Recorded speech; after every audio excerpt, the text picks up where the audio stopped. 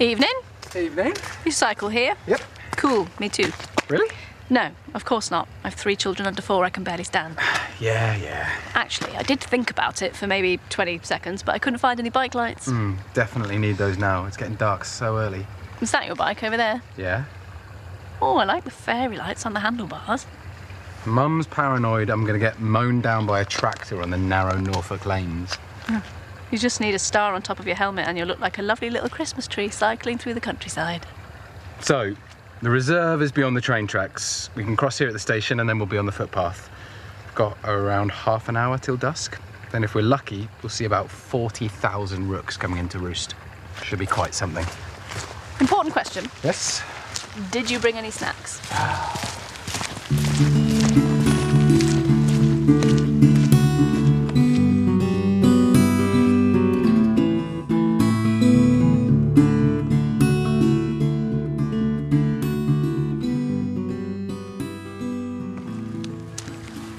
How's your week been? Good, yeah. Been going up to the woods by the university a lot, poking around in there. The kids love it. We've made a lot of dens. Ah, love a den. Yeah. It's been fun. Good. Oh, look over there. A deer. Where? Just there at the tree line. Can't see them. There's a few of them. Wait a sec. One of them will move in a minute. Oh, yeah. What kind of deer are they? The RSPB website says there are Chinese water deer here. That's probably them. Chinese water deer. Sure. Very good swimmers, apparently. They like the marshland. Cute. Yeah. What else likes to hang out around here? Lots of different breeds of duck. Peregrines sometimes, and obviously shed loads of rooks. Why do they come here? I guess they just come to be together as a big group in the winter months. I don't really know. They're clever birds, aren't they? Yeah. Maybe all the noise they make is sharing information about stuff. Where to find food, things like that. What Dave has been up to down the Broad on a Saturday night? Where Gerald's gone on holiday. No, they're non-migratory. Ha ha.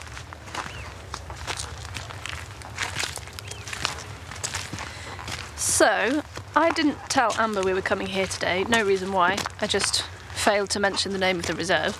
But then she knew it anyway. She said, "You're off to Buckenham later, aren't you?" So I asked her how she knew that's where we were going this week, and she said she's been talking to you about the walks. And then we kind of got into it a bit more. And she said that you hatched this plan together to get me out of the house and doing something that wasn't childcare. And that's how come you've been taking me on these walks for the last 2 months. Yes. So when it sort of seemed like a spontaneous idea that had just popped into your head of something for us to do, it actually wasn't. It was you and my wife discussing ways of stopping me from going insane at home with the kids during the pandemic. Yes. Which is a good thing, isn't it? I'm not saying it's not turned out to be a good thing, but I find the way you did it behind my back quite patronising. It was never meant to be patronising. Well, it is.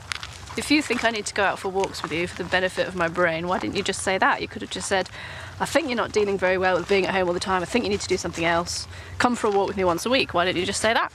Because you'd have said, "I'm fine, I don't need to go for walks. I'm too tired and I'm perfectly competent at looking after the kids full time, thank you very much." I would not have said that. You absolutely would have said that. That's exactly what you would have said. I hate that you both think I'm doing a bad job with the kids. Neither of us think that. We just want you to have the space for a breather so you can be happier doing it. Well, fine. That does make sense. And it's sort of working. Yeah? Yeah. I'm taking them to more adventurous places, having a bit more fun. Better at shrugging it off when things don't go to plan. Better at cheering them up when they're in a mood, so yeah. Thanks. But also, just talk to me next time. It's not always easy talking to you about this sort of thing. Okay, well, you try talking to me and I'll try to make it easier. All right.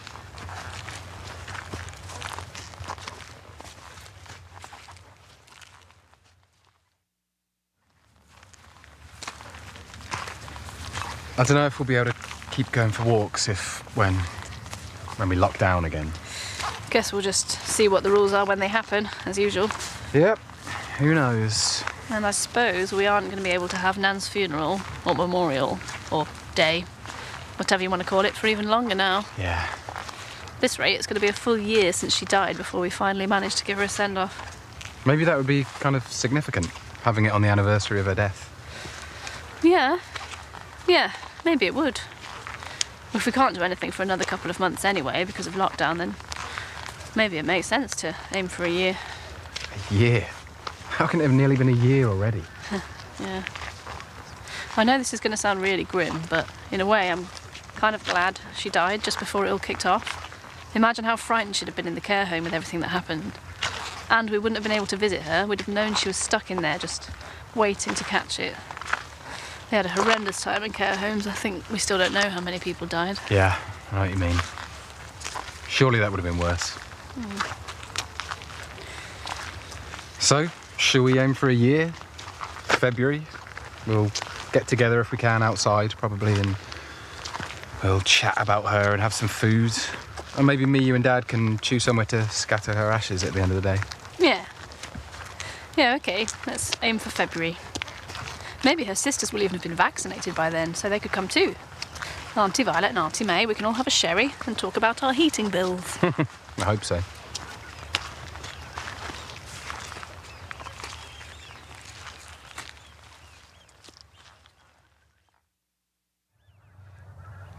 Wow. You can see so far from up here. Look at the light on the water down there.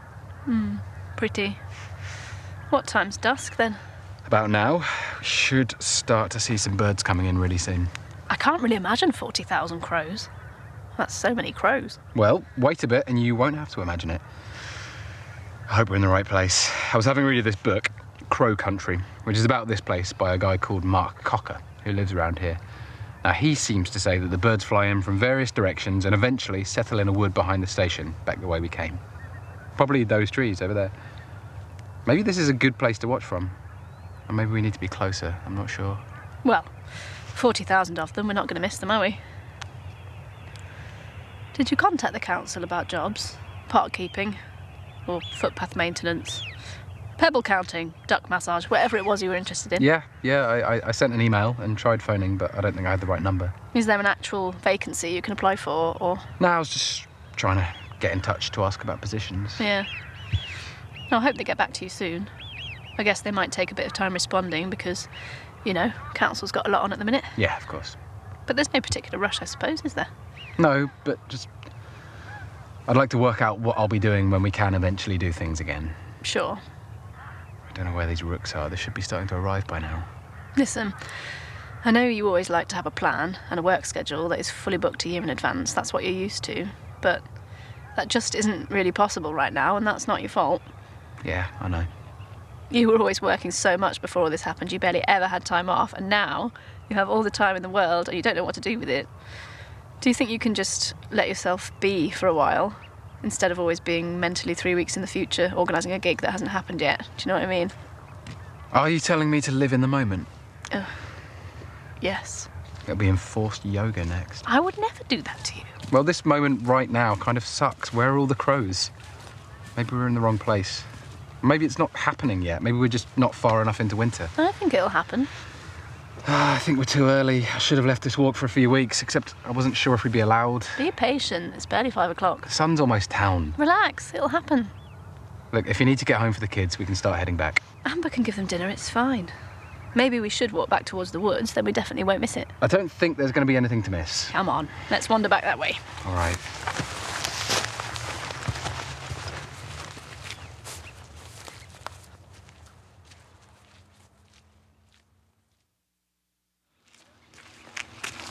Are you going to do anything for Halloween?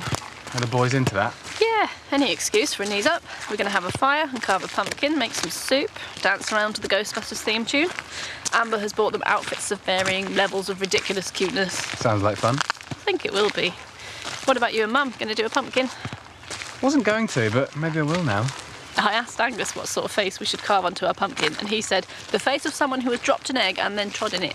Is this a case of art mirroring life? I did drop an egg the other day. I suppose I probably did make some scary faces. Well, I look forward to seeing a picture of your efforts. I just don't think these rooks are going to come. Give it a minute. We've got time. It's almost dark. Wait. Let's just... Oh. What? There's a line of them flying in from over there, see? Oh, yeah. There's some more look coming across the marsh from where we were standing on that little hill. Oh, yeah, and more there. Can you hear them? Just about. Do you mind if we stay a bit and see what happens? Of course not. Some more? There's a load coming in from that way. Yeah. Oh, look over there, above the trees. Whoa, so many. Where did they all come from? All over the county. They come from the coast, from the city, all over each night, just to be here together. I've never seen anything like it. Me neither. Let's stay and watch until it's too dark to see them. Yeah, let's do that.